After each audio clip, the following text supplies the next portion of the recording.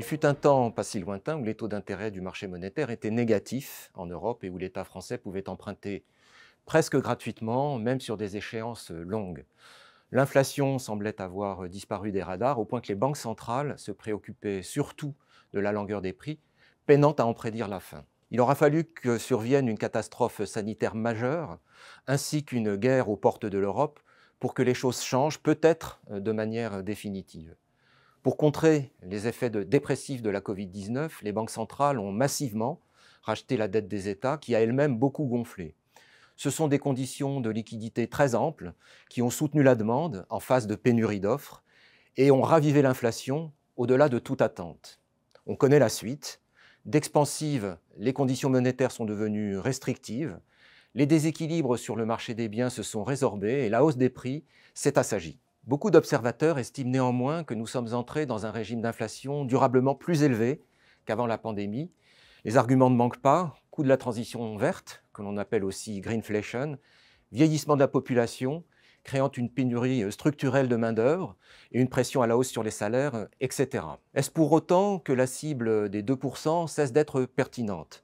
Nous ne le pensons pas, du moins en ce qui concerne la zone euro. Comme déjà indiqué, la hausse tendancielle des prix était faible avant la crise épidémique, à peine plus de 1% hors éléments volatiles. Un passage à 2%, soit un doublement du rythme, constituerait bien un changement de régime, mais qui ne ferait somme toute que ramener l'inflation dans sa cible. Quant à l'éventualité d'une dérive plus forte, elle est peu probable, car l'inflation est aussi, voire exclusivement pour certains, un phénomène monétaire. Or, sur ce terrain, on ne décèle pas de rupture. Après s'être envolé durant la période Covid, le ratio de la masse monétaire M3 rapporté au PIB est revenu sur une pente douce, très similaire à celle d'avant la pandémie. Les anticipations de marché, quant à elles, observables à travers les points morts d'inflation, restent ancrées dans la zone des 2%.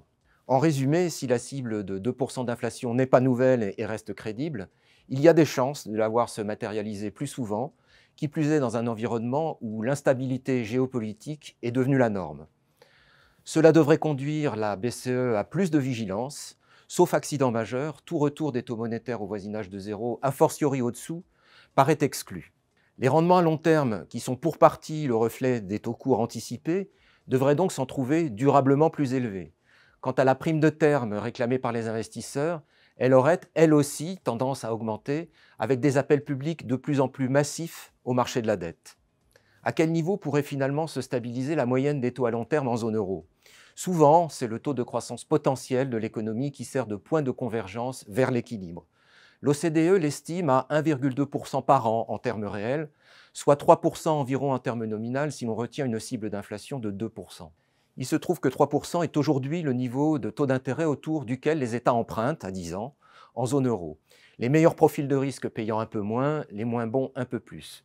Nous serions donc loin des niveaux très bas, mais en partie anormaux, qui prévalaient avant la pandémie, ce qui a de quoi satisfaire les épargnants, mais pas les États, qui voient leur équation budgétaire se compliquer singulièrement avec l'alourdissement de la charge d'intérêt payée sur la dette.